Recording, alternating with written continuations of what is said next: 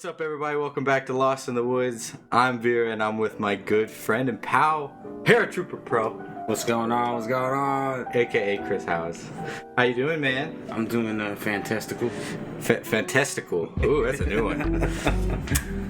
So we're over here drinking some Strongbow. He's teaching me what kind of beers are good, what kind aren't. I had cocoa beer or some shit like that. It did not taste like cocoa. That would make you not want to drink beer. Yeah, Don't start with the cocoa shit. Don't the fruity stuff. That's not beer. That make you not. The more the sugar, the more makes me sick. Well, I used to work out with this guy named TJ. And on the second podcast with Chase, I was talking about him. And he's like a beer connoisseur, at least he was at the time. And he used to like, hey man, you should try this beer. You should try this beer. And you go and try it and it tastes like shit. I'm like, bro, what is going on? They're like, your taste buds messed up or something? Oh, yeah. But there's so many different kinds of beers. Like, he had this app and he had like 300 different types of beers. And I'm like, shit. Do you like grapefruit? Yeah. If you like grapefruit, then you'll like hoppy. Anything that's IPA. If it says IPA on it, they taste like fucking grapefruit. What does that mean, IPA? The hoppy, the hops that they put in there. Oh. It's just whatever they make, like, we'll have barley, we'll have hops, they will put different stuff in different beers. And those are just I think they're super bitter. What is your favorite type of beer? Yingling. Probably. Yanglang? Yanglang. I like that, used to drink that Old Englishman. The OE all the time. OE. Some, with a Steel Reserve. I have to give a shout out to that company. I probably kept them in business for 10 years. What's your favorite type of liquor? Because I'm more of a liquor connoisseur. I used to love vodka. Vodka is the shit. Everybody I talk to is like, vodka is like my go-to. But now it's bourbon because I can afford that shit. Oh, yeah. Bourbon's good as fuck. Oh, yeah. It's so smooth when it goes down. Oh, yeah. It's just like, oh. Nah, because my wife has been introducing me to bourbon because I'm not a bourbon drinker, you know. I like to smoke. Smoke the kush. The kush. Devil's lettuce, as they say over in Cali. Oh, yeah. The devil's lettuce, they say. They call it freedom in California. we call it that hide under the rock. Please don't get caught. That's what we call that shit. There is one thing I wanted to talk to you about because I do a lot of cooking and like fitness or I try to stay fit. But you've had to adapt because I don't know. Is it both of your kids that have bad allergies or is it one? My daughter, she's allergic to dairy. So she's lactose. Yeah, and like anaphylactic. I've had to take her to the hospital. Like Mike Tyson beat her up. Oh man. But you've had to adapt cooking though, so like what are like the substitute, like what's your like go-to cooking whenever you're cooking? Because I'm trying to get into cooking and you know. I went almonds is one. Almond milk was the soy milk. Man, there's a lot of bad shit that can do to you. I mean, they give you titties if you're a man, all types of stupid shit. There's a list of like, well, I don't want that. I don't want that. I don't want that. I can't believe they make it into milk. What the fuck? Yeah. So. But like, is it like spaghetti? Like spaghetti. Spaghetti's good. Usually angel hair. You know, you think a lot of stuff that would have dairy in it doesn't have dairy in it. Actually, one of the best restaurants to go to is actually like Johnny Carino's. You would think, oh, that place is fucking fire. But you would think, oh fuck, cheese everywhere. It's Italian, but they're really, really anal retentive on watching their shit. So yeah, you don't have to worry about it. I mean, I've been trying to just figure out all kinds of different recipes and shit. Just because I like to cook and like I want to learn how to like gourmet cook eventually. Now you gotta get out of this damn apartment complex. You gotta travel. You have to start grill. That's what you got. You gotta get to the grill so you can get rubs and stuff. Get to the rubs. Yeah, I live in a very small apartment. Whoever's listening, and I don't have the room. I have a patio, but I don't have enough for the grill. Even if I did have the room. So whenever I do get a grill, you best believe steaks, chicken. If you had a grill here, you wake up the next morning, that shit be gone. Somebody steal your shit. Yeah, I mean, for real. Like you go out here and you see nobody with a grill. I mean, there's no grilling going on around here. No. And if there is, it ain't gonna last long. That's for sure. Just like gourmet cooking though, I was just like go over to like Italy and some shit, and like they plate their dishes like it looks a lot more expensive than what it like really is. You know what I'm talking about? Like it's like very small portions and super expensively crazy. That shit's bad. Shit, if I went over there now, I'd be broke in 2 days. Yeah, but it wasn't because you're spending it on the food. You're spending it on that ass or whatever. You went to Italy though, didn't you? No, I've been to France. France. Why don't you tell the people what you did over there in France? Francois. Well, Francois, back in 2004 when I was a paratrooper, I got to jump out for the 60th anniversary of D-Day. And so it was basically like a week of getting drunk and shit-faced with local Frenchmen. Like it was really a big haze, you know. I was gonna say, do you really remember it? Oh, I got drunk with a 4-star general, and we were on top of the roofs, and it was fun. Now, when you're drinking with somebody that high up, are you like kind of nervous to like how you're gonna react? No, you're so shit-faced. That's why you're over there. to begin with, it's like I can't believe it because he's this drunk. Yeah. I don't know you. What's up, sir? Is that where you got the name Paratrooper? Like Paratrperpro? Yeah, Paratrooper Productions. Like just for the short, you know. It's after a while you're like, whoa, what the fuck? The hell can I put something out there or do something? You don't know if you know, I do a lot of rapping and singing and all that stuff, but how do you start off? You know, I didn't want to be like other rappers with a fucking superhero name, like, you know, like, I don't know, Fire Bunny. You know, I was like, what's your name? I don't know. Fire Bunny, dog.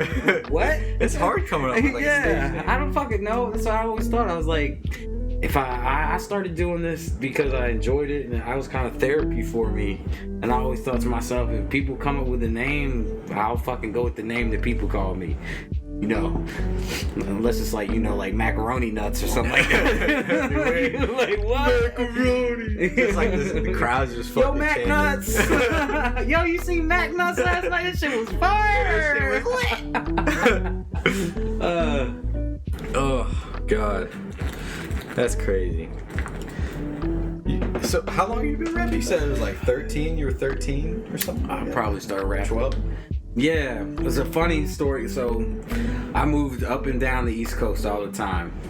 Like every 3 to 6 months. My mom was a bit of a con artist. That's what we could say there. But when I lived down in Florida, they used to in the schools up and down the hallways, man, they used to have these rap battles, and I used to peek around the corner like, oh shit, I'm next. I can do that shit. But I was always too nervous to go out there and do anything. But we would go back to the neighborhood, and me and my buddies would go back and forth, you know, like knocking on each other's moms and you know, just trying to rap and flow and do all that stuff. And then we would sneak in. We got LITW off the internet back in the day when it had like LimeWire and all that shit. So we would record. We would get bootleg MP3 beats, and then we would rap over them and stuff. And one time we thought we were the shit, and so we put this whole demo together of like patois, like Jamaican shit, dancehall music. And I went down to Intercontinental Records at the time. That was like the big record company for all the boy bands, because we live in Orlando. We drove up there. I ran up to one of the fucking vans that they used to shuttle all the people, and we stuck the demo tape in there. Me motherfucking thinking that they gonna pick 2 white kids and 2 fucking reggae music off this random tape with an address, you know, like, oh, they gonna call me. One can hope. You know what I'm saying? But when you're 16, you're like, fuck, maybe I'm the one. You know, there wasn't no fucking YouTube and all that shit. Like, oh, they're gonna see me if I just keep putting them out. What year was it when you were 16? 98, I think. 98. That was 99. when I was born. 98. Does that 98, make you feel old? Yes. Shut up. Thank you for the beer. But life growing up wasn't easy for you, man. I mean, in your songs, I can definitely hear it, and I'm sure other people hear it. Like, you rapping a lot about like what you went through. Yeah, I tell people mommy issues and flashbacks. But yeah, I mean, all my lyrics, I want people to listen to them and be like, oh shit, that's not fake. You know, if it's not my story, then it's somebody else's story. It's all real. It's all shit I either saw or I lived through. because I want people to listen and be like, oh shit, you know, there's somebody else out there going through the same shit. Because that's what a lot of rap music for me was. When I got introduced to rap music when I was in 5th grade. I had this little radio that my mom had bought me, and I shit you not, like it had a cassette player in it and a fucking radio and an antenna, and that was it. And I would go to my room. We were renting this house. It was the only house we ever had. We rented this house this summer, and we lived in Delaware. And I would run up into the 3rd story and play the little radio, and I listened to fucking gangster rap up there at like 11 p.m. at night because it was unedited. Were you banging that shit? Was it loud? No, well, fuck, you know, I can't bang that. I was afraid my mom would come up and whip my ass. You know, like my mom hear that shit. You better turn that shit down. I'm gonna whip your ass. Because it was like Prince and Madonna, and it was like anything pop, and that was like that was it. Like now they would say if you went to a drag queen show, every fucking song in that's all my mom listened to growing up, basically. Okay. So yeah, I had that. I would hide up there and I'd listen to the fucking lyrics and shit and be like, going through some of the same shit, you know? Yeah. And then be like, what the fuck? So and it makes it just like more meaningful whenever people do listen to it, because then you're like, you know, at least my life has influenced somebody's other life. Well, yeah, and I feel like you look at other music and rap music. I mean, you've got some females that like to sell the sex, but I feel like you could be anybody. You can be fat, you can be skinny, you can be ugly, you can be this, you can be that, you can come from any type of background in hip hop, because everybody struggles and tries to get up there. I feel like it's the misfit. Hip hop is misfit toy island. That's what I feel like, man. And I'm a misfit and I fit right in. Yeah. You know, in country, it's like you just starting to see a little swing of like, you know, like fuck how country went. I'm a fat, ugly dude, listen to my music. Like, there's a couple of dudes coming out like that now, but before it used to be like, you gotta sound like this, you gotta look like this, you gotta this, and this is a little cookie cutter in the box, and that's how every music, and I don't want people to look at. It's like you don't look in a magazine at supermodels and go, I'm gonna fucking look like that. Yeah. That's what I wanna look like. Hell, I'm sure there still are people like that. Well, I mean, a lot of people. But you look more like at the athletic dudes and shit, you know? You're not like, I wanna be Rico Suave, I wanna be motherfucking The Rock. You know? Yeah, I want to be badass. Yeah, you know? I want to be that guy. I would definitely want to be like The Rock. I mean, The Rock is like this. He makes me tired watching his Instagram. That motherfucker live feeds his workout. Like, you know, I'm never gonna quit because people are watching me. He does like that. He's like, focus. And then you see that shit where he just yells focus, and he has his own mobile gym. Yeah, dude. What the fuck? Awesome. That's fucking awesome. How do you even set that up? Like, how is that mobile? Like, you think it's just like a bunch of trailers that I just think about all the people who build that shit. Like, they're relying on his health. Like, please, Rock, don't die. Please don't have a random heart attack. Like, I'm the bench coordinator. I get paid $100,000 a year. How much do you think he eats a day? Calories. He's got all that shit he's got it all on the internet. I'm pretty sure you can look somewhere. Oh yeah. But just off the top of your head, I would say probably like 6,000, maybe 12,000 calories. Yeah, it's up there. Like, cause I see his cheat days. Oh god, and he's like fucking sumo brownie, fucking giant cookie, half like 12 pancakes, like 45 pancakes. Yeah, with I saw that one. That was crazy. Yeah. Oh god, we're burping up some hell. Oh, we don't care if people don't like it. Nope. So we first met, it was in school. We go to the same school, just like Jacob. But it was like probably like halfway through? Like, it was whenever we started doing like digital media or something like that. It was whenever we started having class. And we came out with 2 mixtapes at the time, and that really started working with each other. Got the ball rolling like a motherfucker for both of us. I mean, to me, that was a great experience, just because I had never worked with anybody. And I'm sure that you've worked with other people. But you helped me get, like, I needed the knowledge, I needed the up-to-date, like, what the fuck was producers doing now, because what I would go about, what I was doing before was just playing every single fucking instrument, and then going back to do that, and that takes 3 weeks to do everything. As in, I could go on now and play every single instrument on my fucking keyboard, and I'm good to go, you know, and I can do it in 4 hours now. Yeah. And you were the one that told me and showed me how to cut that time down So, and shit, you know. I mean, I remember when we first started, like, really thinking about working with each other. We went to Panda Express. Sit down like we're all business partners and shit. Yeah. That's how it's gonna be. So we're gonna split this right down the middle, right? It's like, How large is your cock? What's the girth? It's pretty big, man. You don't know. That's how it always is when you meet somebody though. You don't really know. You're like, This motherfucker gonna rip me off? yeah. I just want to collab, dog. Yeah. For real though, it's because everybody so always sketchy. wants shit for free online. It's so fucking Everybody's always sketchy. like, yo, that's the worst shit. Because that's why me and you send memes back and forth because it's so true all the damn time. Yeah. Yo, like, because if your shit's fire, yo, What sample is that? Yo, you want to collab? Yo, let me get that beat for free, dog. Fucking, like everybody wants to take your shit from you for free. remember that coughing fuck? meme? He was like, that shit was crazy. It was lit. Oh man, those are some funny memes. I like those memes. Yeah. Oh yeah. What's your goals for like the music industry? Like, where do you see yourself being in like 5 years if you keep doing a song every week? Which you're on what, song 40? 41. 41? I know it's been more than over a year, but it's been 41 weeks since Consecutively, y'all. Yeah. Like, Since I started every damn Friday. shit's crazy. And that's another thing I wanted to talk about. How do you come up with all these songs? Every week you're coming up with a new song. It's like look, in the different beginning- material. In the beginning, it was hard as fuck.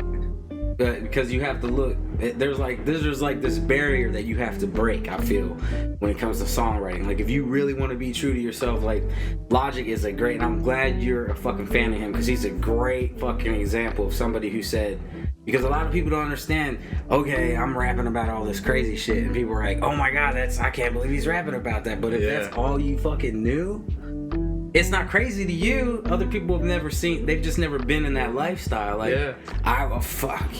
drugs in and out of my house all the time. There was fights going on, people getting thrown through drywall, stupid shit. Stuff I don't ever want my kids to see. Right. But those type of experiences, they fucking give you experiences, man. Yeah. But what I was saying is in the beginning, it was hard to write because you don't know what you really want to expose.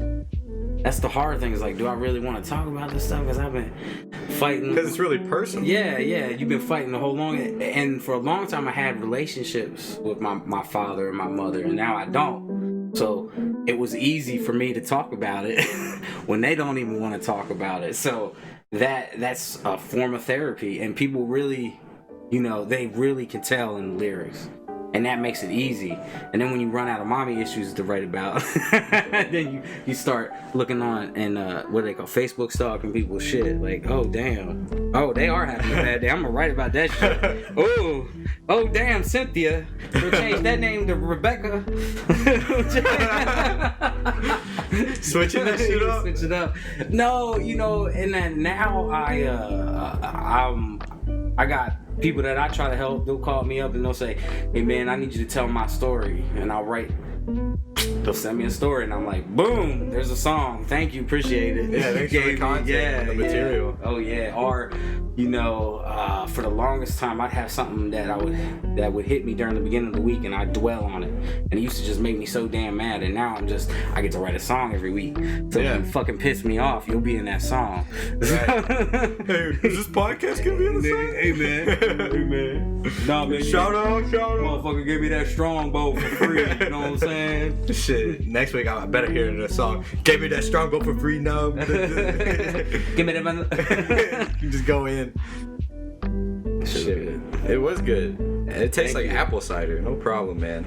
It's really good. This is the only beer I like. Again, I haven't really tried that many, but hey, this is the only one so far. Shit. So, your future self. My future self, yeah. So I want to it's like a toss-up, man. I want to get back on stage and I want to rap and I want to start doing that thing. But my biggest dream, my biggest goal is I want to do artist development. Like on a label? Like, yeah, I would love to get signed to a label and do that for a little bit, but eventually I would love to do artist development because I've been doing this shit so long. I got thrown on stage when I was probably 12 years old. my dad would play at these bars, and he was playing at a pizza joint one time. God, I can't even remember the pizza joint. I used to know the owner and everything. He used to pay us some food. It was great.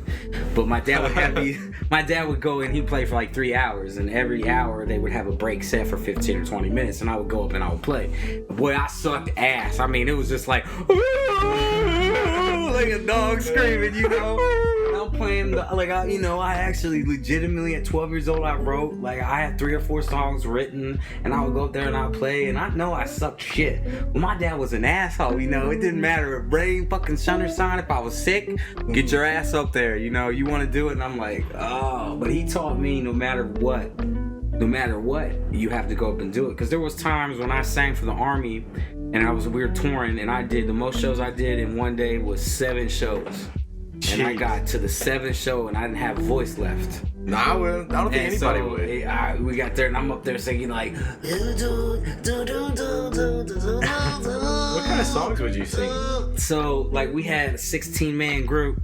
And what we do was sometimes it was broken up, and it was broken up into 4 sections: bass, baritone, tenor 1 and tenor 2.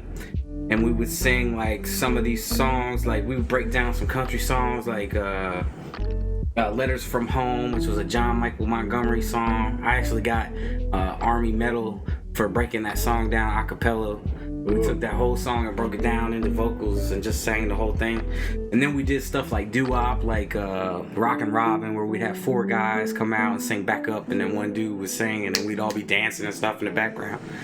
And doo-wop. Oh yeah, and it was all just a recruiting tool. We would go to elementary schools and middle schools, and y'all toured all over the world, and mostly the U.S. or? Yeah, mostly U.S. Mostly U.S. is a big recruiting tool. What they did is during Vietnam, there were so many people dying that they couldn't keep up.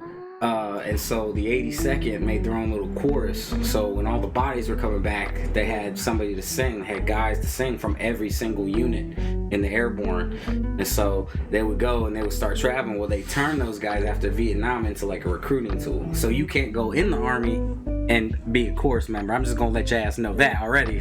I didn't know I was fucking gonna be in the chorus. I did all my training, got everywhere, went to my unit, blah blah blah, all this shit. I'm playing my guitar. They come in one day and they're like, "You're gonna go try out for the chorus." I'm like, "What the fuck is the chorus?" The chorus? The fucking chorus? So I go over there and it's like some fucking American Idol shit. 3 judges and shit. Fucking 7. You learn 7 fucking songs. They put you off in this room for 8 hours a day. You listen to it, and one headphone is your part, the other headphone is the other part, and then at the end of the week, you go in with their section, what they would call section sergeants, which were they were the leaders of the sections, the singing sections, and they would go in acapella, and you have to sing that fucking song acapella with them. And it was so fucking nerve-wracking. Yeah, I was about to say. And they called me boy band, because I came from Orlando, and I was a boy band. I had background in dancing and singing and doing all that shit, too, when I was younger. When did you start to dance? Probably when I was 16. We moved, after all that shit, I moved down there, and I was with this guy called Chautauqua Kimball. His name, he was a producer for NSYNC. Ooh. And my mom, I don't know how my mom would fucking run into these people, but she went to a concert and ran into Chris Kirkpatrick from NSYNC's mom, and then they found out that I sung, and so I went over to her house, and then she became my vocal coach, and then I got the 2 other guys, and we were trying to get a group together to go out to LA and showcase, and all that shit fell through. But anyways, I'd meet all these people, and my mom would I met him through all those people, and that's when I started singing, and we were trying to put a group together with the producer after my group fell together. Then the producer started taking me to dance lessons where I would have to run on fucking treadmill and dance and then go in there and learn hip hop. And let me tell you, man, at the time, I had no motherfucking moves. I just slow dance. I didn't know my hip from my elbow, you know what I'm saying? 2 left feet, man. Oh, yeah. So, like, what did they teach you? Like, they just taught you, like... They teach you breathing techniques, how to be able to breathe, and like, taking your breaths in between the jolts of your body, you know, like if you're jogging in between how to take those breaths and pause your breath. So if I'm moving, it doesn't sound like I'm moving. Like yeah. So like right now, if I'm talking regular, if I didn't let that in, it would just sound like this, and I'm going. But if I change my voice and control it at the same time and take the breaths in between, it's not in between, but. That shit's hard. How long did it take you to like really get the hang of all of it? Like a couple of years, probably. Probably. Nah, man, they didn't give us much time. Like 6 months. Dang. I had stuff when I was in the army. We had sung so much. They would come up to us like this. I shit you not. We were about to go on stage and they'd be like, "Hey, can y'all sing such and such?" And we never sung the song before. We get on the bus Like, and shit. 15 minutes. We learn the song and go out and sing that song. What? Yes. How do you remember the lyrics? Because, well, you do it so much. It's just like writing when you're young and you learn to write A, B, C, and they force you to do that shit so much. When that's all you do, you don't do anything else. It's easy as fuck. You're thinking you're not going and working over at Target or working here. When you wake up, you work out, you hop on the bus, you go sing all day. That's what you're doing every day. Every day, all day. You wake up when we didn't have a show. After we were done working out and doing our training, you know, we would still go do ruck marches and go and jump out of airplanes and go do all that shit in between singing. And we'd be singing in between doing all the training, and people looking at us like, what the fuck? And we're like, oh, yeah, we got other shit to do. What did other people think? Like other platoons, think, because I'm sure you were on the same base as other platoons, and you're just over there singing. And, man, they hated us because we had our own special little area, our own special barracks, our own. We had air conditioning. They brought in a fucking tour bus. They bought us a tour bus. Oh man! For like 2 or 3 years, they leased a tour bus. Yeah, people fucking hated us. I would have hated me too, man.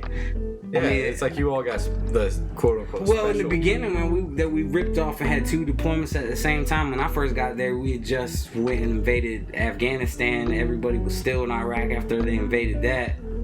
And so I got in the course and did all that stuff, and then I got deployed in back 06 after I got out of the course, because you get burnt out real quick, man, doing show after show after show after show after show after show after show every day. There's no time off, there's no weekends, there's no nothing. We all have to take vacation at the same time. You know, you want to go. I had 2 grandparents die. I couldn't go to their funerals. Dang. I couldn't. Yeah, if people die and you're in the military, it sucks because you ain't never gonna see them. No, you ain't never gonna see them. I was That's awful. Though. I mean, what do you think about that? Like, you think the military should like change it to where like you could have like a 2 days off, 3 days off. That way you can get there, go to it, and then. Well, they do, man. They have this stuff like Red Cross. They'll call over. But when I was doing that special duty, you're the 16 dudes. You know, that would be like if Bon Jovi was like, "Yo, man, I'll stub my toe, dog. I can't go." You're right. Yeah, you know what I'm saying. So. That's some shit. But having 16 dudes, like, you know, if you were a little sick or something like that, you know, you could just be like, "Yo, Armstrong, man, can you sing a little louder for me?" Today. Or we'd have contests where we were standing there. I remember my buddy Armstrong, we'd have shows to see who could sing the loudest, see who could outsing the whole everybody, and me and him could always be like, "Damn, damn!" You can hear it, do, damn, do, damn. You know, like, motherfucker. Trying to outdo each other. The damn instructors up there like, "Shut the fuck up. Y'all being loud as fuck. Like, y'all being so loud." We do shit like But this. I mean, I feel like you gotta do all that shit though. Oh, yeah, man. It would get so stale. Like, they wouldn't know. Like, you know, all they do is see your back like this. But he would be doing shit like this. You know, like, trying to be motioning himself that he was getting a blowjob during the show and nobody could see it. And we're all trying not to laugh like, "This motherfucker!"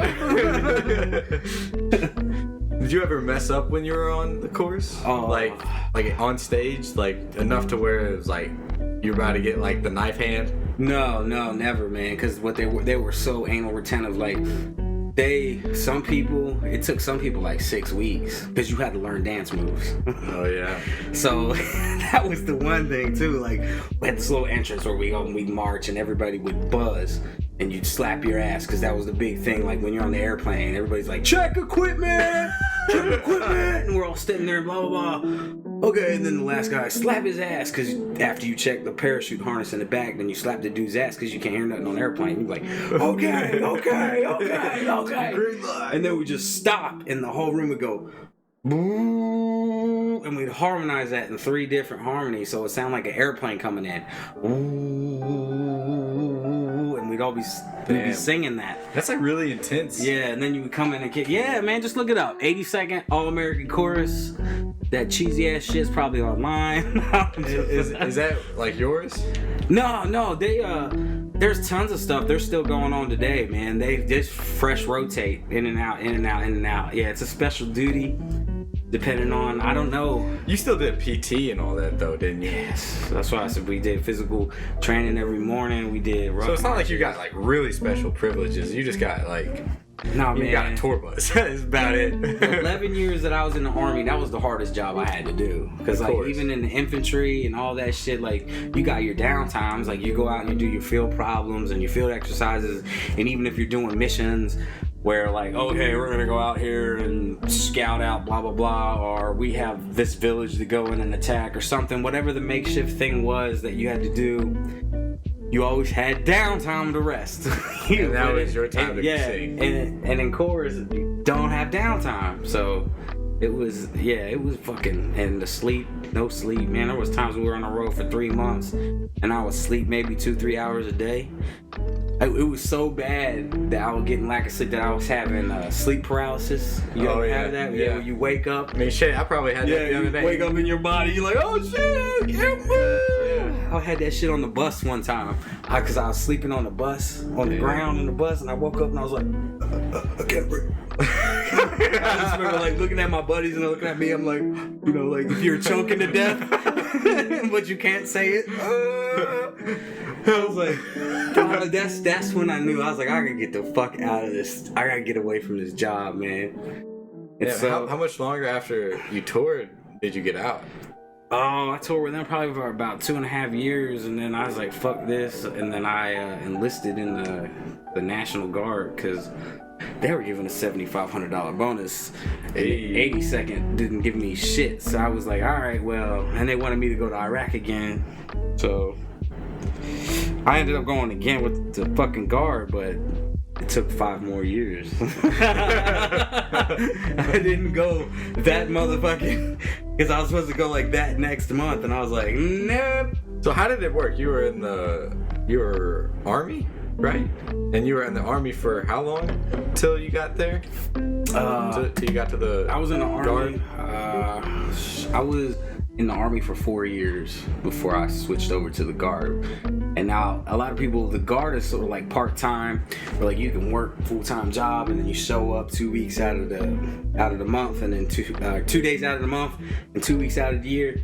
Well, not the goddamn infantry unit. It was fucking like 4 days out every month, 4 weeks out every year. I always but I was one of those people, because at the time I didn't have kids. I always like, it seems like in the Guard there's a lot of them now. Don't get me wrong, I'm not hating on everybody, but I'm saying at the time they're fat and out of shape, and nobody wanted to volunteer for shit. So I always volunteered for every damn thing. I went down to Fort Hood and took satellite classes. I went up to Fort Knox, took radio classes, mechanic classes. Damn. I was like, send me wherever the fuck you want to send me. Yeah. And did that end up getting you like more, like, I guess, promotion, or like just like more? It gives what? you more points. Like it's set up as the promotion board is set up by points, and so if every list, like every time quarter comes up, if you're on the list at the top of the list, like on active duty Army, you go test. You go to a board to test in front of people, and then they give you the okay. And the Guard's like, oh shit, you're smarter. You got more points than everybody. Do you want the job or not?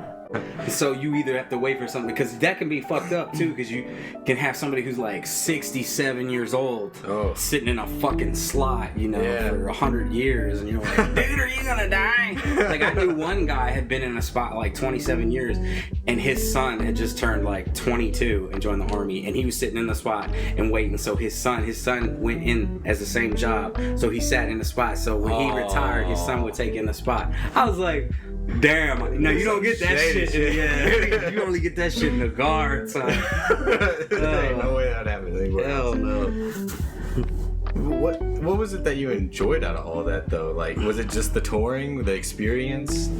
Was it the classes that you got, the knowledge out of all the classes, the friends that you made? Like, what was it? It's probably the friends, you know, because all the shit that you go through and all the suck that you go through, somebody else is experiencing the same shit as you. Yeah, you're going through it together. Yeah, really, like growing up, my mother was out for herself, you know, so we really didn't have that close. Like me and my sister, you don't really become close until you're like adults. Yeah, so really. we really didn't have that growing up, you know. It was me and her. Like we really didn't we didn't realize we were both going through the same shitty stuff together because we were both trying to hide, you know. Right. Yeah, You're going through your own problems. Especially when you're that young. I mean, it's like you either band together or you're completely separate. Oh yeah, definitely. Out of all that experience, though, you got a lot of music training, and now you have a home studio. How's that shit? Well, you know, I always try to fall back to my music, man, but you know, I think a lot of us suffer from mental health issues, and we don't even know it. I mean, I discovered that I had bipolar disorder at 31. So the whole time I went through the army, I didn't even know I had that shit. So I was going up and down in moods. Right. And I would be going crazy and I'd be like, woohoo! And I have all this energy. But there was fucking 100 other dudes with the same type of shit because that's the energy. Testosterone. Yeah. And what we call is fake motivation. You know, if you're having a shitty, slow, crabby day, fake it. Yeah. You know, no... Fake, do it anyway. Fake motivation is better than no motivation is what they would tell us. Yeah. So it's just so... And I'd be fucking tired most of the time anyway, so working out, go out to the field, do whatever. So. Yeah, it's not like you have a bunch of options. Yeah. So it was like, I didn't even have time to really, okay. So yeah, after what happened was I got medically retired back in 2014. I was a machine gun instructor, and we were about to go out.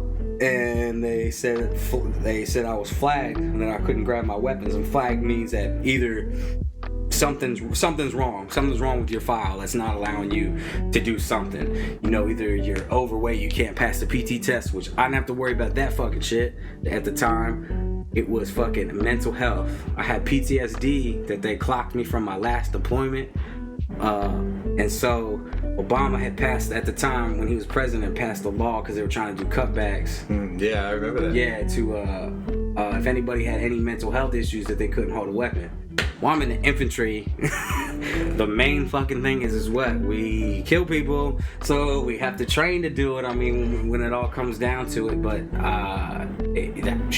you can't tell somebody who's a weapons instructor to push papers, man. It's just that's the whole reason I like being in the infantry is the outdoors. I love being outdoors. How many people are in a platoon? Isn't it like 30?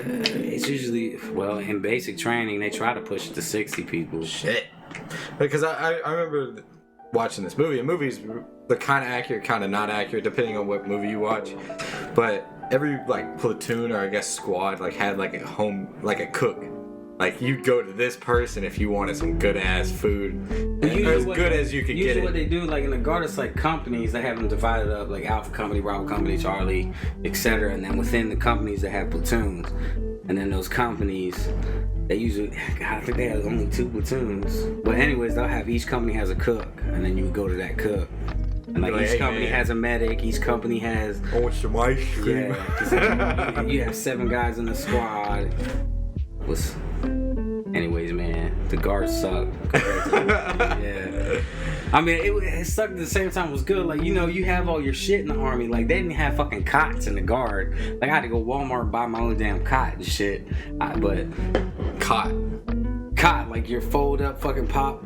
Oh, okay, yeah. Like out in the woods. Yeah. I was just making sure because I was kind of, I thought I knew what it was, but just make sure. Hey, it's okay, man. I didn't say cock. Trying to find a cock in the store. Trying to issue you a cock? What kind of military?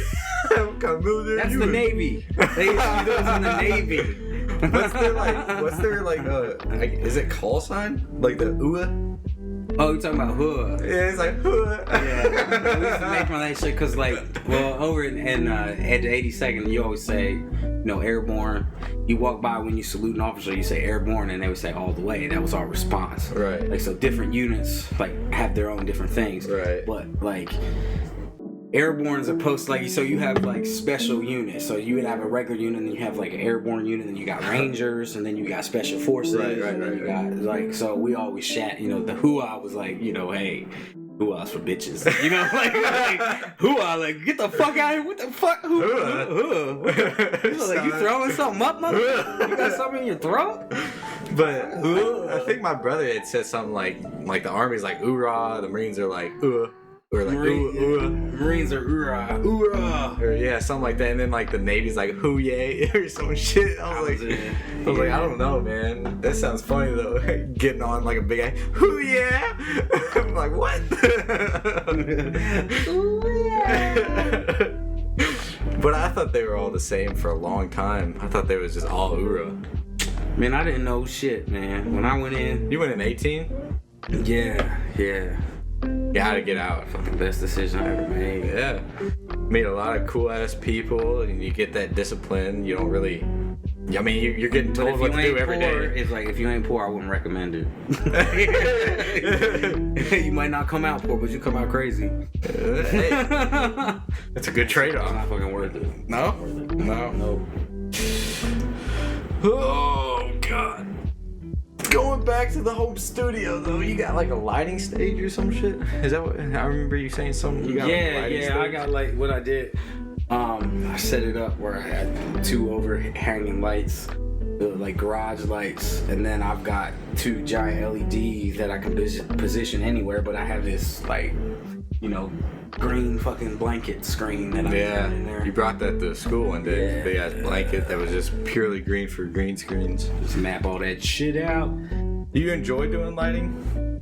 I think it's like No. You don't like it? No, you don't like it. It's a necessity. It's like, do you like brushing your teeth?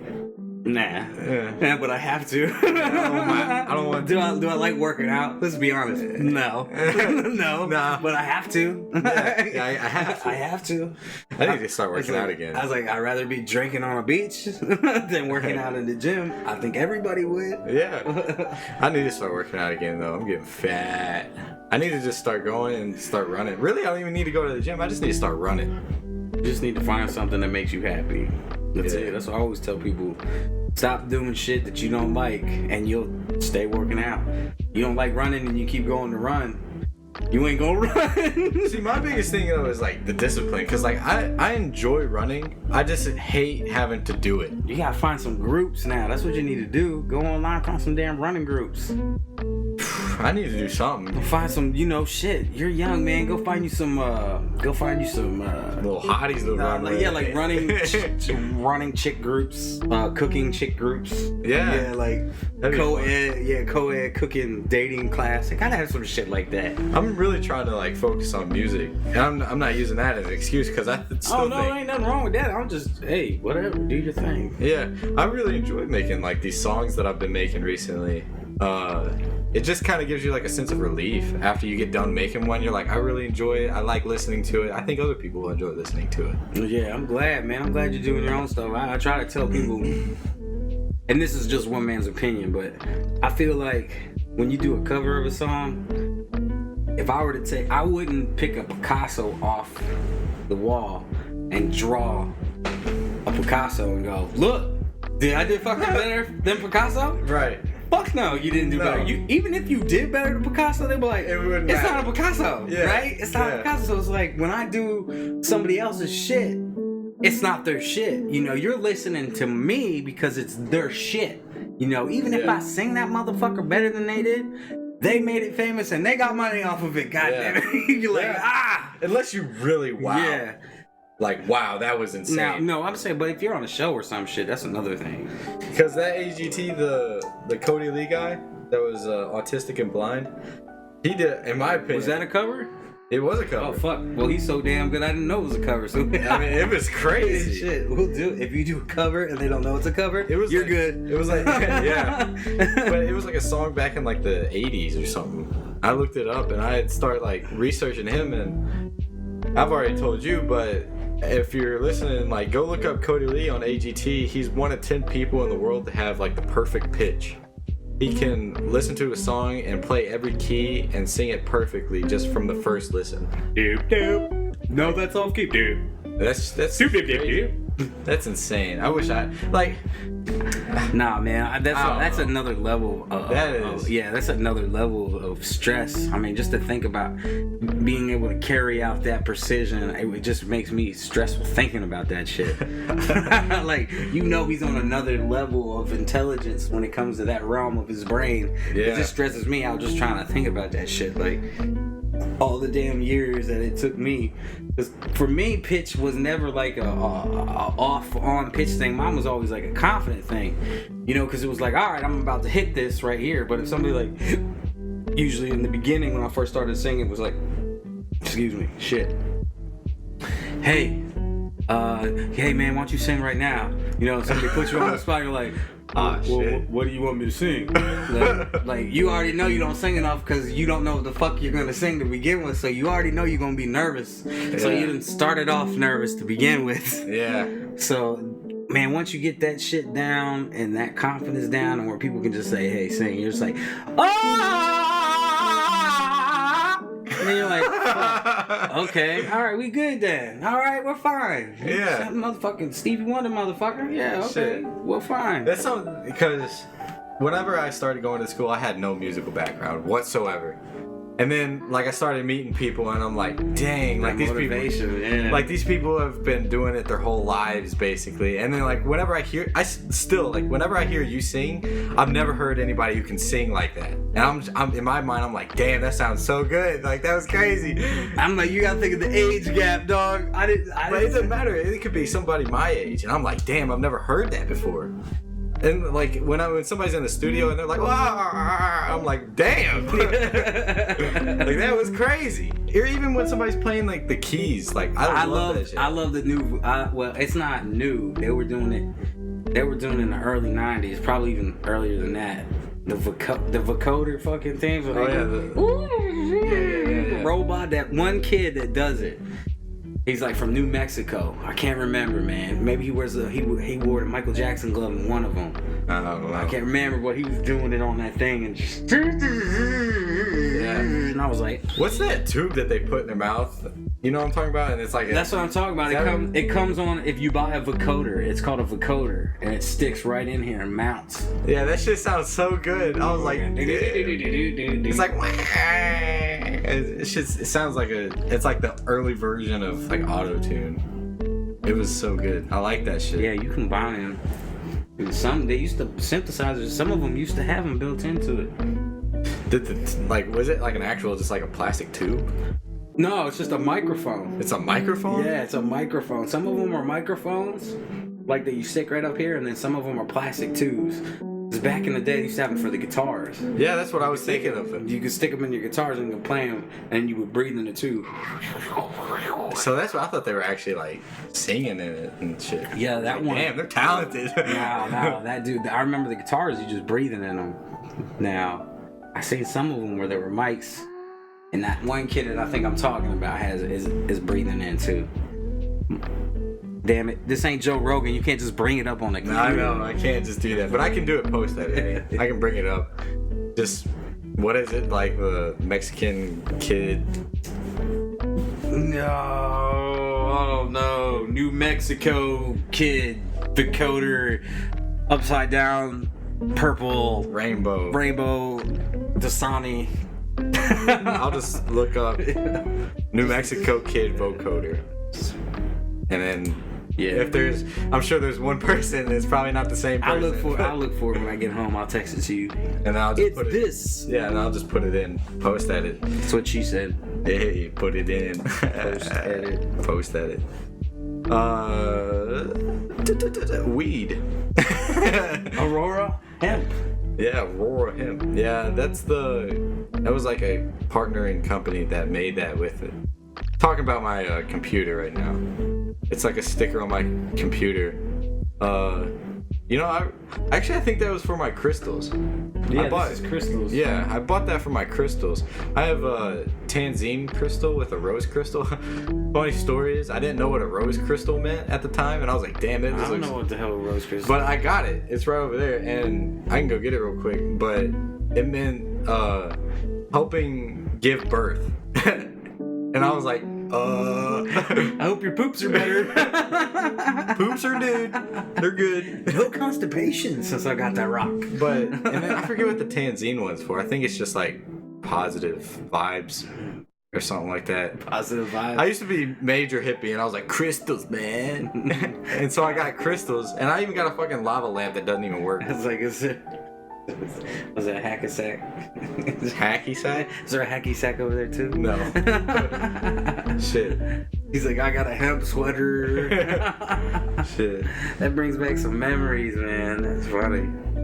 When was the first time you smoked weed? Do you remember? Man, I would like to say the first time I smoked weed was with my dad. But I think I had a buddy when I was 13. We were running down the road and he was a drug dealer. And he brought this big ass bag of wrapped leaves and he was like, yo, smoke this shit. And I fucking smoked it. And I was fucking just woo! Running up and down the fucking street, down the mall. Did you ask what it was or did you just straight up smoke I just fucking grabbed Fuck it, yeah, dude, I'll smoke it. It was fucking crazy back then. I was like, fuck it, yeah. Fucking. But no, and then, but I probably have to say the official, like I officially knew what the fuck I was doing, so I was about to go off to the army. I never smoked any weed like that. My dad was like, all right, we're gonna do this one time, see if you like it. And so I hit his pipe like twice. And then we fucking sat down and put the fucking Deliverance on, dude. I don't know if you ever seen this Deliverance movie, but it's this backwoods shit in Georgia where two guys go on a camping trip down to Georgia on this main river, and then these motherfucking crazy backwood hillbillies try to rape them and kill them. And there's a fucking scene in there where this heavyset guy's getting raped in the ass, and he's fucking screaming at him going, squeal like a pig, and the dude's going, and they're fucking showing the scene, and I'm high as a motherfucker over there laughing at it. Laughing just you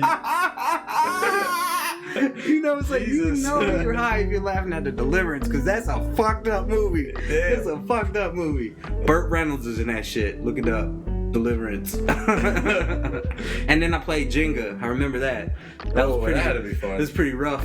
I remember my stepmom was laughing. Just like, my stepmom was laughing the whole time, because that's, you know, the first time you're ever high, like, you just laugh uncontrollably. Like, yeah. Just laughing and laughing and laughing and laughing, and she's over there just laughing at me because I'm laughing, and then my dad's laughing at me because I'm laughing. I couldn't stop laughing, and then I passed out on the damn couch. And I woke up the next day and he's like, well, now you know how that treats you.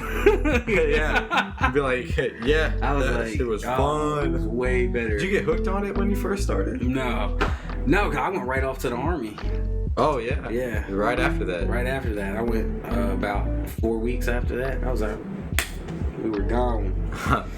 But now you came back and then you started. Oh, fuck yeah. You started out on CBD before? Well, what happened is, like, when I got out in 2014, I went out to a songwriters convention, and it's just legal out in Cali, and I smoked some out of Cali, and just, I was having really bad problems with, like, flashbacks, and just, I didn't want to get out of my house.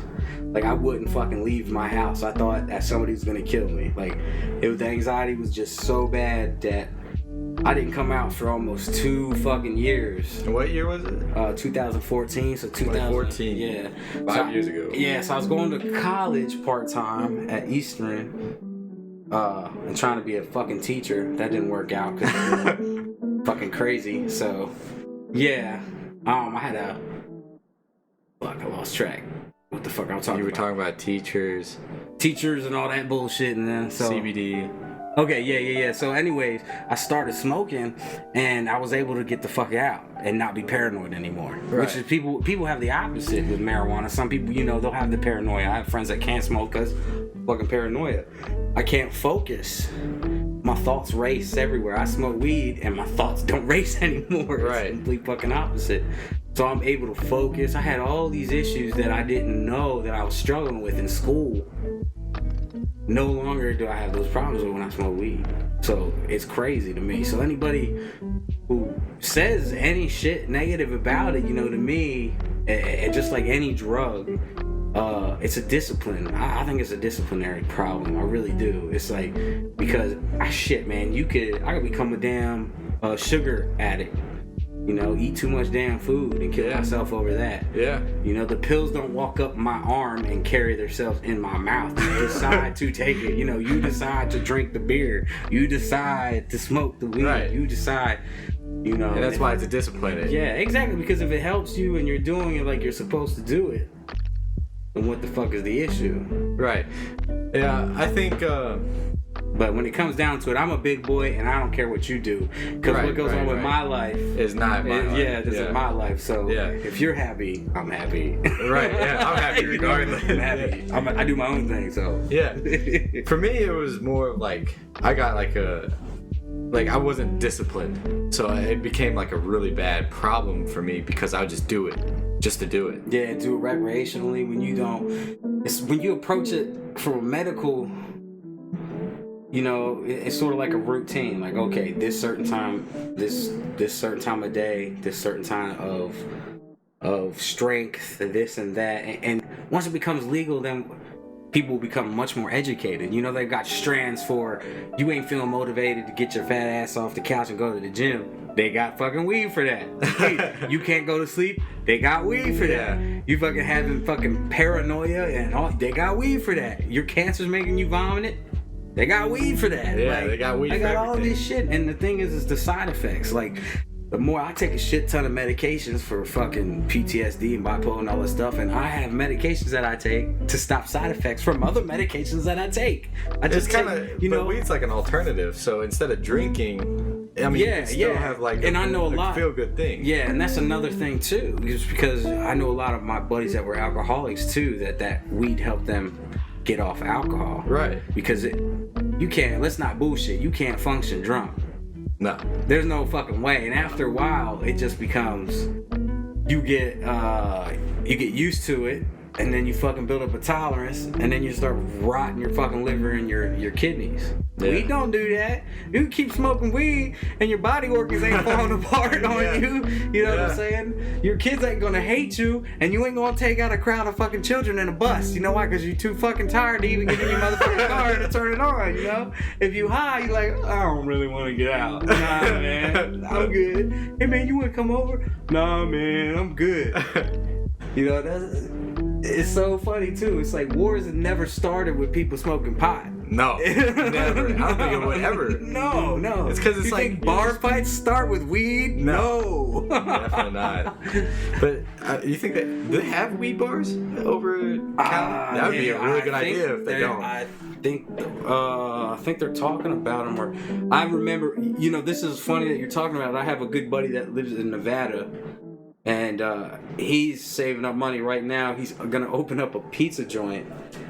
That's like weed infused pizza. Yes, he's gonna have weed infused pizza. Sounds like a great idea. I was like, that's a fucking great idea, bro. Because he's got his bachelor's in business, and it's gonna be some expensive pizza though.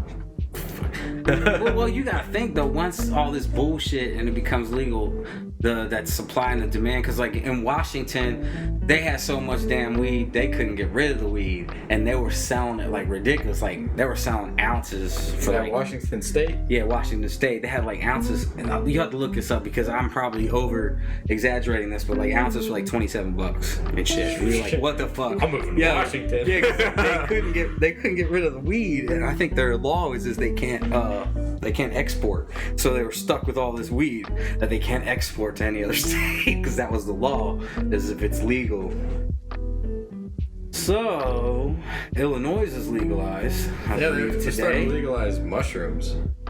Illinois legalized yesterday. Oh shit! Recreational? Yeah, they signed it. It's slowly spreading like a wildfire. Slowly, Kentucky's gonna get robbed of all the dollars from every other state around us. What do you think they're gonna make it legal here? My brother was saying it's probably gonna happen in 2 years, something like that. Well, they're talking about decriminalizing in Louisville by the end of this year. Medical has been pushed already. We'll find out later this year if medical's made it or not. It's gonna be hype. I mean, I just like I haven't smoked weed in a long time. but like I want it to be legal, not necessarily just to smoke it, just so I don't feel bad about smoking it. Yeah, you don't feel like you fucking have to hide like a little damn kid. And yeah, I mean, fucking, you go out to Cali, you get off the plane. We were talking about this with Jacob. Like, as soon as you get off the plane, it probably smells like fucking dank. So I mean, it's like, what's the harm? I mean, I guess some people think like it's gonna end up like Cali with a bunch of liberals and like pacifists. And, yeah, but like, all that shit was there before that shit, you know? It was always there. It was always there. Because there was a high amount of money coming in from the entertainment business, and everybody knows the entertainment business is more liberal than what it is. And when you have that much money coming in, always coming in, and then a lot of people have the fantasy of, God, if it's like fucking playing the lotto. Hey, God, if I just I put all my I know I only got $1,000 left. Yeah. If I fucking put all the $1,000 in, I'll hit the fucking lottery. No, you fucking won't, bro. No, you won't. No, you fucking won't. And that's what a lot of people do. They put a lot of their eggs in the basket and they go out in LA and like, God, if I just get one fucking audition, man. And then you're like fucking homeless and nasty and bitching about fucking, I need social welfare because you decided to fucking go out in California and throw all your eggs in a basket. Now you're broke and you can't fucking do anything, and now you want all them to pay for you.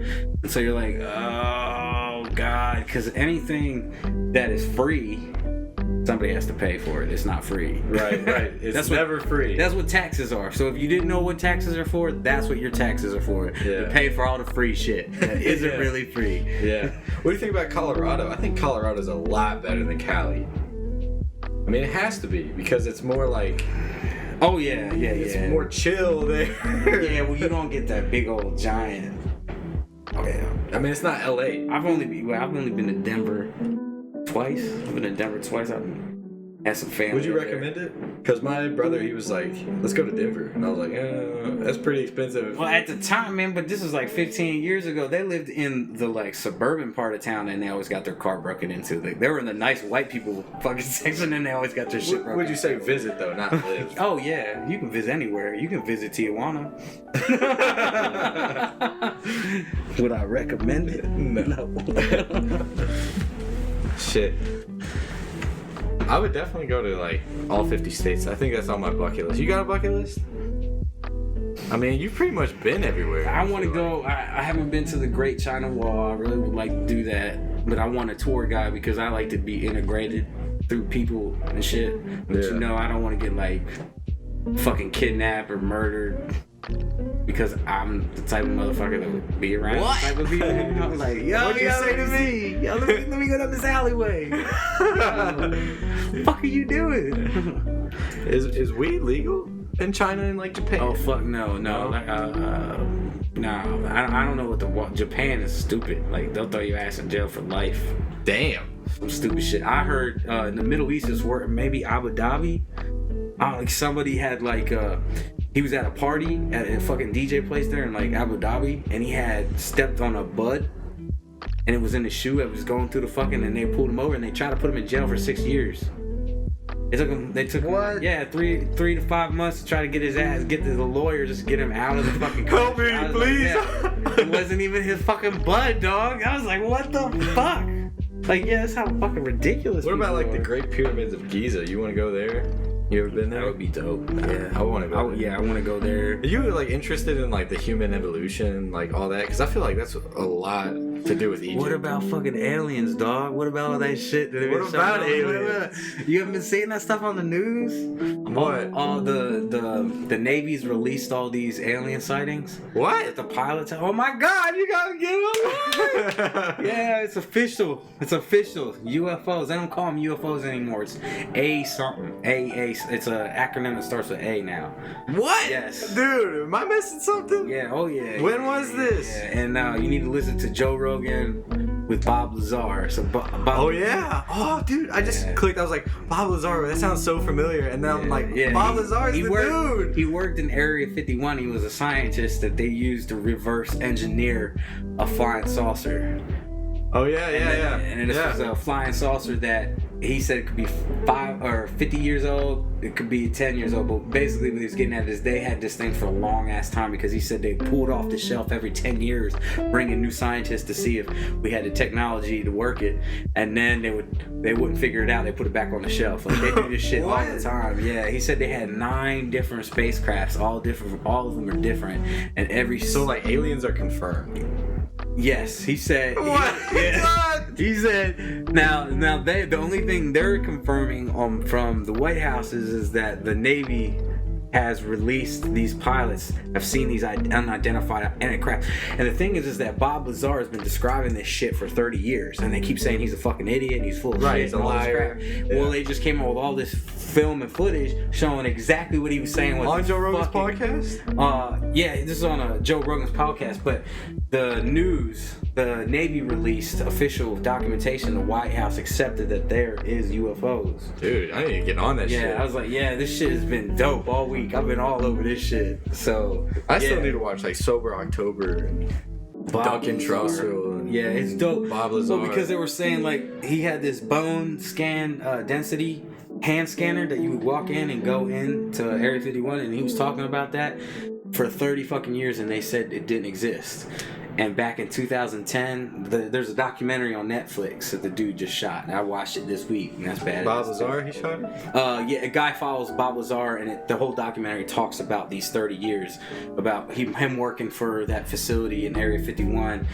But anyways, the bone scan density, they were saying that he's full of shit. Well, back in 2011, they found fucking pictures of that same bone scan thing, and they brought it to him, and they said, you weren't full of shit. He was like, I know. Because he was in shock, because they were trying to say that he didn't go to MIT and he didn't go to Cal State, and he had friends that had dropped him off like every day at school, and they're like, that's a pretty fucking hardcore ruse for 4 years for me to drop you off every fucking day. That's some crazy shit. Yeah, it's crazy, man.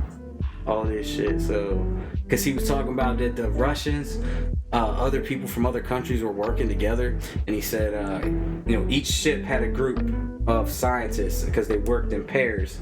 And he said they were working with Russians one day, and one of the teams figured out something of one of the spacecrafts, and then the Russians disappeared and they never saw them again because they fucking figured it out and they didn't want the Russians to know. Because this was in the middle of the Cold War. So like, what happens now? Like, we know they're like confirmed. Like, what do they look like? What do they do? Where do they live? Where do they come from? They're not saying confirmation to aliens. They're just saying, oh yeah, those are unidentified. Yeah, we don't know what they are. So in other words, we don't know where the fuck they came from. Man. Yeah, you gotta watch the footage, man. I gotta watch it. Crazy. Damn. Because they're all sitting at it, and the thing's like white, and you see it go bop. Bop, bop, bop, bop, bop, bop, bop, bop, bop, and all the fucking. This is the documentary, or no? This is the pilots. This is the filmed pilot shit. And where's that footage at? Is that on the podcast? On YouTube. Oh, it's on YouTube. Yeah, it's on YouTube. It's on everywhere. Yeah, it was on CNN this week. Damn. But all the pilots are like, oh shit, you see that shit? Oh shit. I mean, I've seen some footage like that where like they've been tracking some stuff. I was like, no, but this shit's real. Yeah, they confirmed. This is White House confirmed.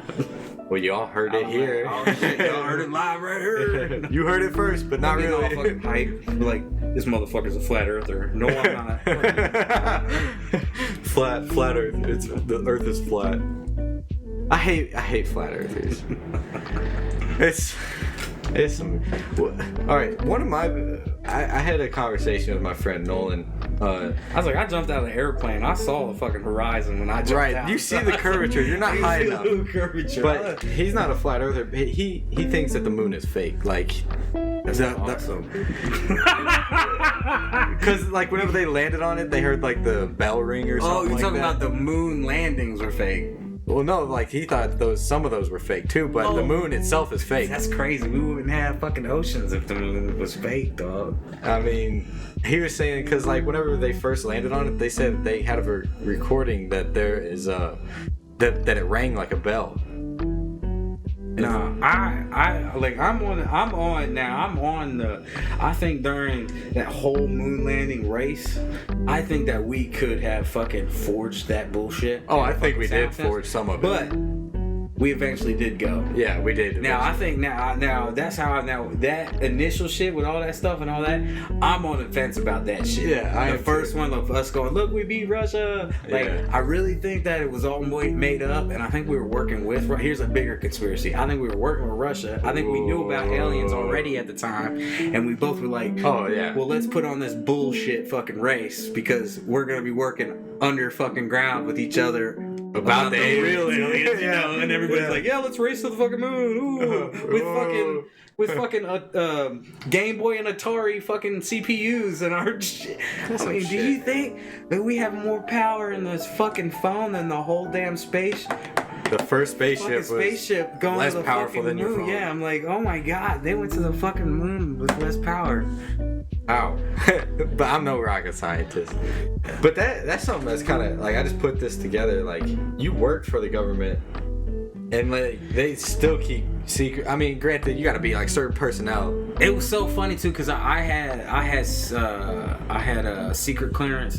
There's like stages of clearances, like you got like secret, top secret, and then top secret with I forget whatever. It's so you can carry the fucking briefcases. So it's a TS with something else, which classifies you as being able to carry top secret information. Yeah. And they're so stupid. Like, they are stupid as fuck. Like the movies, like handcuff on you, handcuff on the briefcase, walk with the shit. Like, it's stupid. Well, guess cutting your arm off. No, that was one of my fantasies as a kid, you know, when I wanted to go to the Air Force and see some alien shit, you know? Yeah. Like, it wasn't like I wanted to be a pilot, I just wanted to work. I wanted to be like, you know, like the little fucking let me get your private, power, like the first fucking private, you know, 18-year-old. I don't know nothing. I'm just standing here looking at aliens. I ain't saying shit, but I'm happy because I know there's aliens, you know? Yeah. But so, because that's the first place I went. So I went to the Air Force. I walked in, I opened the door, and there was this fat black dude with his feet kicked up on the fucking desk. And, you know, I was really fit at the time, and he looked at me and smiled, and I was like, you know, well, I ain't going here. I turned around. I went over to the Marines. They were like, they didn't have nothing. That was the problem with the Marine Corps, is nothing is fucking signed into contract. You put down like your top 3 fucking jobs that you want, and after you're done all your training, then you find out. Oh. That's fucked up, right? Yeah, because you don't know what you're doing. No, and at the time they didn't give no school bonuses. They didn't do nothing. This is during basic? Yeah, no. When you go and enlist at the enlistment. Okay. So I went into the Marines, then they didn't have shit, and I went to the Navy. And then I was like, all right, so I took the ASVAB, which is the entry fucking exam, and everybody takes that fucking shit. I wanted to be a fucking Navy SEAL, dog. I was like, yeah, I'm gonna be a motherfucking Navy SEAL, blah blah. I couldn't pass the math. I was too dumb to be a Navy SEAL. So I got all depressed and shit, and I was like, fuck this shit. And I went and I took some corresponding courses in math in high school.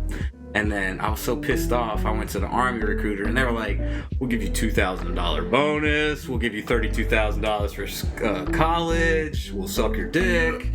I was like, give you bonuses. Oh, this was fucked up. The recruiter was like, yeah, man. And then, because usually what they do is they all schedule a whole bunch of people to move out and be shipped out at the same time. It all just works that way. So after all the recruiters do their things, like the regional recruiters, all you guys get shipped to the region. So the region of Utah is Salt Lake. I live in Salt Lake. So everybody meets up at this hotel, at the same hotel, to fly out, to go out to Georgia, to hop on the buses, to go to basic training, all that shit. Right. And so what the fucking recruiters try to bullshit you with is you get pussy on that day. Yeah, man, you go in the Army, man, on that night before you go, you know, you have 4 or 5 girls, you know, blah, blah, blah. No damn pussy motherfucker. I didn't see another motherfucking woman for like 6 months, you asshole. Fuck you. They tell you a lot of shit. They tell you a lot of half lies is what they do. Like, they don't never lie, but they don't never tell you the full truth, man. That's like having sex with the lights off. You know, you turn them lights off. Oh shit, turn them back off, turn them back off. That's how the Army is. Having sex with the lights fucking off, man. You never know what you're getting yourself into. Damn. Yeah, I always heard that recruiters are like, they're super like fake. Oh yeah. They're like pop stars. I look like fucking candy canes on the outside. Shit. Well, shit, man. Thanks for coming through. Yeah, man, I appreciate it. I had a good time, brother. It was fun. You got anything you want to promote? I know you got a song coming out Friday. Every Friday, Every 7 damn p.m. Friday. Every damn Friday, 7 p.m. Check me out. That's what's up. Yeah, at Paratrperpro. It's Paratrp.